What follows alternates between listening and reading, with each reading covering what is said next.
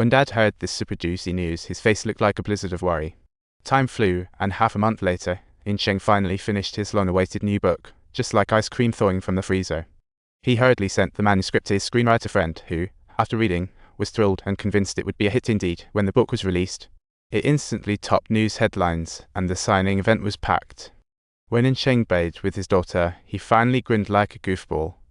This cozy moment didn't last long before the phone rang off the hook, and when Ensheng picked up, his friend's voice came blasting through, almost shouting fire. He yelled at Ensheng, trying to ruin my masterpiece. Seeing his confusion, the screenwriter told him to turn on TV to channel 28. When Ensheng turned on the TV, he was shocked his new book was accused of plagiarism again, with identical character names. It was like a printing error. At that moment, Ensheng's head was spinning with 100 questions. He dashed to the publishing house in a frenzy. His friend was swamped with calls but spotted Ensheng like he saw a life raft, handing him a book that turned out to be the tragedy's end published 10 years ago. Ensheng frantically flipped through it, while his friend grilled him, convinced there was no way he hadn't read this one.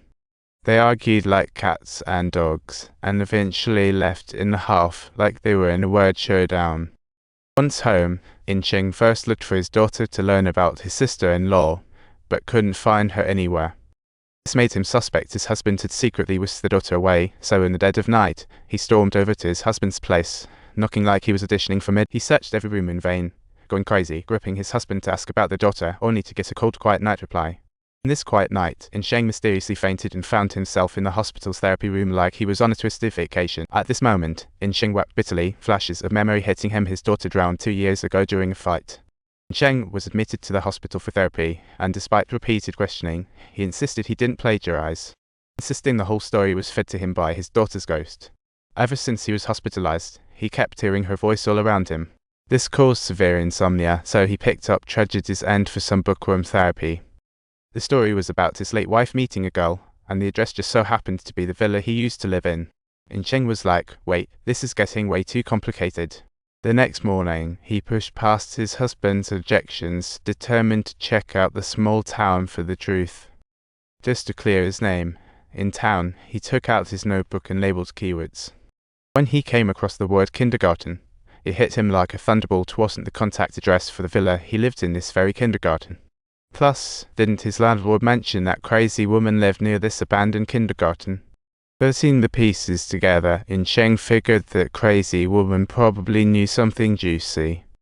So he hurried to the kindergarten hoping to get some secret info, only to find the woman's first reaction was to scream and run. With no choice, Ensheng took off after her, and at a corner, he yelled out for the truth behind his book. This finally caused her to halt, and he witnessed a lady lying sprawled on the ground, surrounded by countless missing person notices, making a wave of guilt crash over him like an overwhelming tidal surge.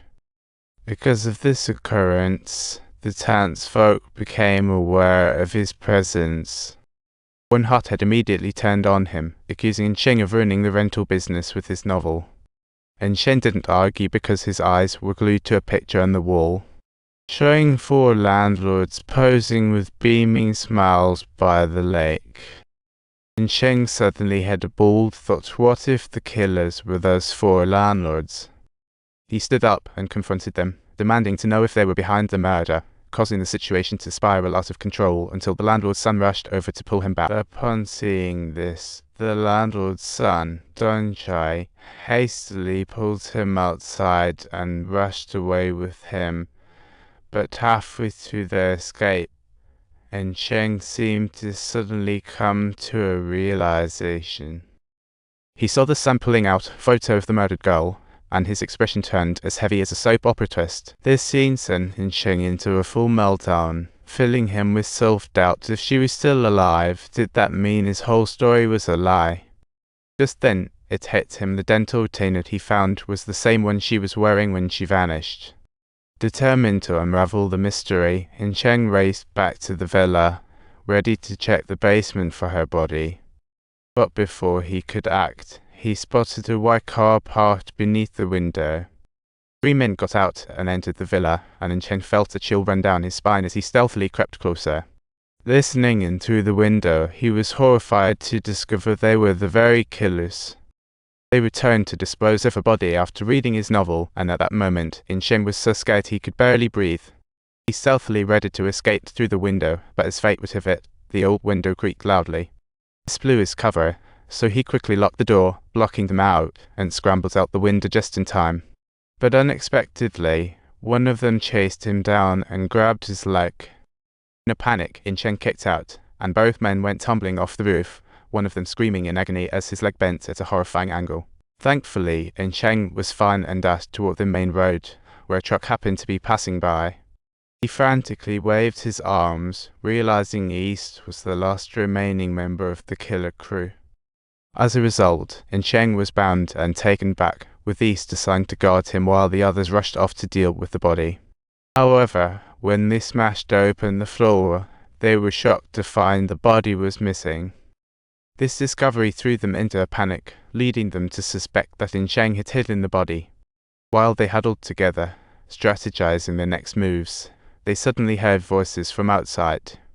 It turned out to be Ensheng's husband, Jai-hun, who was worried sick and had tracked him down. As soon as he heard the sound, Ensheng shouted for help, but someone quickly clamped a hand over his mouth, making him panic. At that very moment, their noise inadvertently caught Jai-hun's attention. He followed the sound to a window, where he saw a chilling sight through the glass. He quickly pulled out his phone to call the cops, but looked upright into East Ray's shovel, ready to strike.